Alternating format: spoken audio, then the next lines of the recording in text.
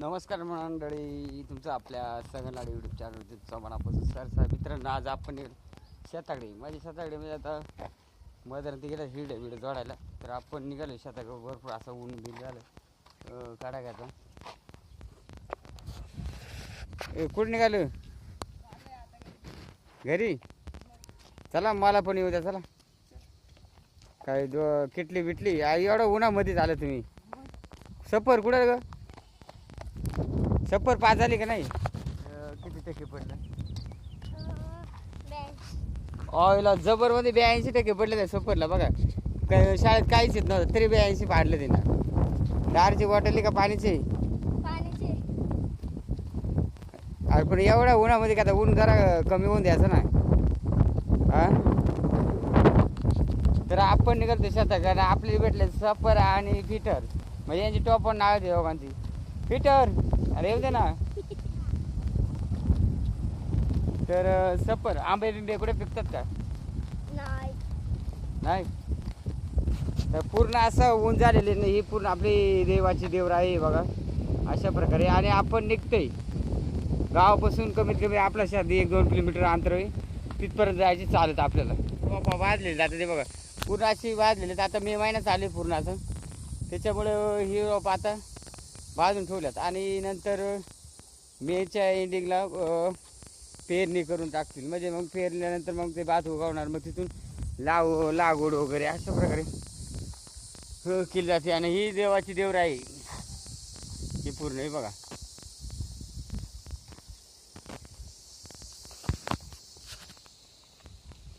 असं आंबे लागलेले आहेत, पण अजून पिकायला थोडी सुरुवात झालेली आहेत.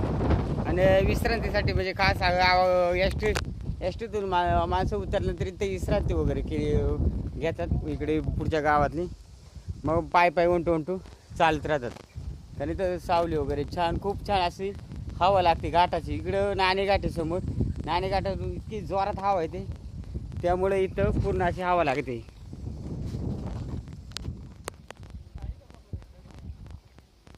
तर हे बघा पूर्ण असं दवले आणि पूर्ण असं कडक उन्हाळी. मी म्हणला का कडक उन्हाळा. आणि आपण असं आता तुम्ही वरतून जाणार खालून जाणार आहेत? वरून. मग मी खालून जातो बरं का, कारण आपल्याला जायचं इथं मदतून आणि येईल जायचे रस्त्यांना. तर हे जाणार तर रस्त्यानं. तर आपण जाणार आहे तिथून शॉर्टकटमध्ये. बरं जाऊ का मग? हां जायचं ना, ऊन झालं बरं का जरा असेल ना, कारण येली बराच लांब जायचे. तर बरेच दिवस झाल्यानंतर आपण शेताकडे चाललो. कारण कसं आहे, भरपूर दिवस झाले आपण शेतात गेलो नव्हतो. तर आज चालले. तर भरपूर अशी लागते. म्हणजे कसं तर मेमध्ये पूर्ण असं झाडाला पाला बिला आल्यानंतर पूर्ण असं हवा लागले येते. त्याच्यामुळं मग आपण निघालो आहे शेताकडे.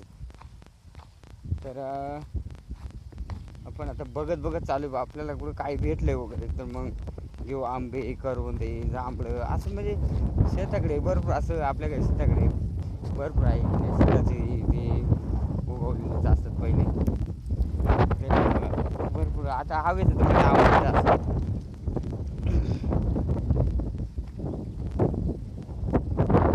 तर पाहू शकतात काजू आंबे शेताकडे लागलेले ते बघा. मस्त खूप छान असे काजू आंबे. तर भरपूर मग कच्चे वगैरे आहेत. अशा प्रकारे काजू लागले. हा बघा पिकलेले पूर्ण. हा एक पिकलेले असे पूर्ण असे काजू आपल्याला इथं बघायला भेटतं बघा. पिकलेत काजू. खूप असे सारे काजूची झाडं तिकडं. इकडे वरती बी देखील आहेत आपले काजूची झाडं. आणि आपण निघतोय शेताकडे बघा. आणि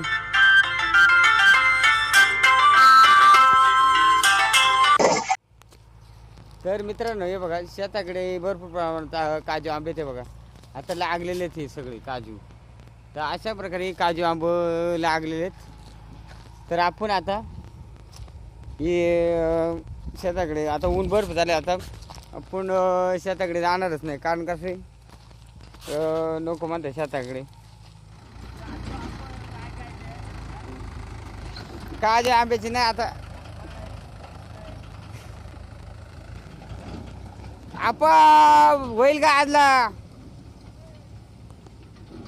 दादा म्हणला शेता कांडाळा आला ऊन भरपूर झालेले आणि उन्हामध्ये चालायचं म्हणलं ना खूप असं कांटाळायचं मग त्यामुळे आपण शेताकडे जायचा कॅन्सल केला. चला मित्रांनो आपण थांबूया इथंच कारण भरपूर ऊन झालं आहे आपले चालूनच आणि पाय बी भरपूर दुखू लागले एकतर त्याच्यामुळे म्हणला शेता काय चालवणार ना आपल्याला आणि पायी चालत आता आपले बाईकवरती झालं जास्त प्रवास होतो त्याच्यामुळं पायी चालता येत नाही त्याच्यामुळे आपण बघूया गाडी घेऊन जाऊ शेताकडे वाटतंय असं वाटतंय मला.